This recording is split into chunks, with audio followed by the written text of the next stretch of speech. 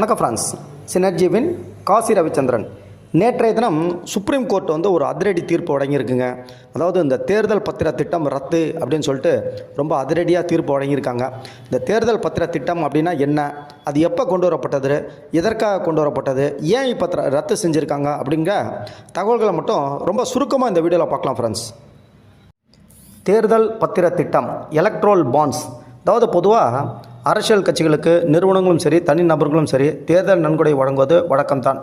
அதன் அடிப்படையில் தனிநபர்களும் சரி நிறுவனங்களும் சரி ரொக்கம் மற்றும் காசோலையாக அரசியல் கட்சிகளுக்கு நன்கொடை கொடுப்பதற்கு பதிலாக தேர்தல் பத்திரங்களாக நன்கொடையாக அளிக்கலாம் அப்படின்னு சொன்னது தான் புதிதாக ஏற்றப்பட்ட அந்த சட்டம். இதை மேலும் பாரத ஸ்டேட் வங்கிக்கு அதிகாரம் அளிக்கப்பட்டது அந்த பத்திரங்கள் இஷ்யூ பண்ணுறதுக்கு.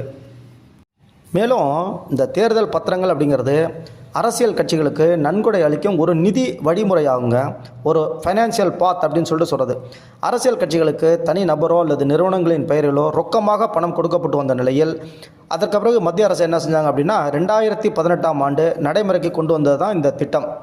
இது தேர்தல் பத்திரங்கள் இந்திய குடிமக்கள் மற்றும் இந்தியாவில் பதிவு செய்யப்பட்ட நிறுவனங்கள் தங்கள் விரும்பும் எந்த ஒரு அரசியல் கட்சிக்கும் தங்களின் அடையாளத்தை வெளியிடாமல் நன்கொடை அளிக்கலாம் அப்படிங்கிறத உத்தரவு. தங்களுடைய ஐடென்டிட்டியை காட்ட வேண்டிய அவசியமே இல்லை. இதற்காக அவர்கள் குறிப்பிட்ட தொகை கொண்ட தேர்தல் பத்திரங்களை வாங்க வேண்டும். இது போன்ற தேர்தல் பத்திரங்களை ஸ்டேட் வங்கியில் குறிப்பிட்ட கிளைகளில் மட்டும்தான் வாங்க முடியும், வேறு எங்கேயும் வாங்க முடியாது.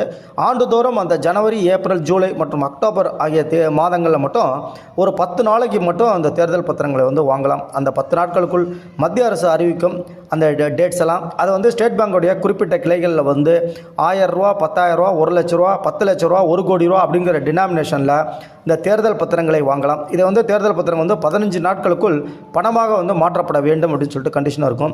எந்த கட்சிக்கு நன்கொடை அளிக்கப்படுகிறதோ அந்த கட்சியின் வங்கி கணக்கில் பணம் வரவு வைக்கப்படும். இல்லை என்றால் அந்த தேர்தல் பத்திரம் தொகை பிரதமர் நிவாரண நிதியில் வரவு வைக்கப்படும். இதுதான் இதனுடைய சுருக்கமான இது.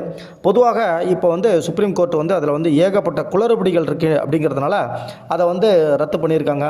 இதில் வெளிப்படைத்தன்மை இல்லாததால் தேர்தல் பத்திர திட்டத்தை செல்லாது என்று அறிவிக்க வேண்டும் அப்படின்னு சொல்லிட்டு தான் பல்வேறு நபர்களும் சரி கட்சிகளும் சரி அதுக்கு சுப்ரீம் கோர்ட்டில் வழக்கு தாக்கல் பண்ணியிருந்தாங்க. இப்போ அதற்கு ஒரு சம்பிட்டி அடியாக இதே தேவையில்லை, இது முழுவதுமாக ரத்து செய்யப்படுகிறது அப்படின்னு சொல்லிட்டு சொல்லியிருக்காங்க. எனவே இது ரத்து செஞ்சதும் ஒரு அற்புதமான பாயிண்ட் தான். உங்களுடைய கருத்து என்ன அப்படின்னு சொல்லிட்டு நிச்சயமாக பதிவு பண்ணுங்கள் ஃப்ரெண்ட்ஸ்.